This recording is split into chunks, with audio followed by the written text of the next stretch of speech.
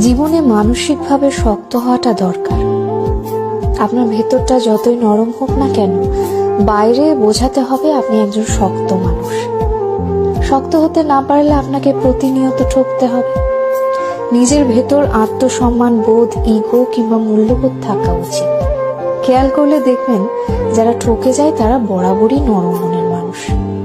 শক্ত মনের কাউকে মানুষ ঠকাতে পারে না।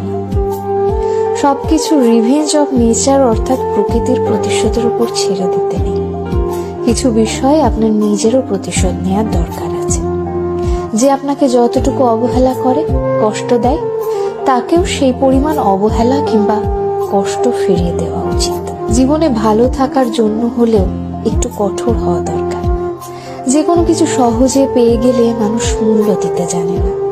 মানুষ হিসেবে আপনি সহজ হতে পারেন, তবে সস্তা কিংবা সহজলভ্য হতে যাবেন না। যে আপনাকে যতটুকু দেবে তাকে ততটুকুই ফিরিয়ে দিতে শিখুন, হোক সেটা আঘাত কিংবা ভালোবাসা।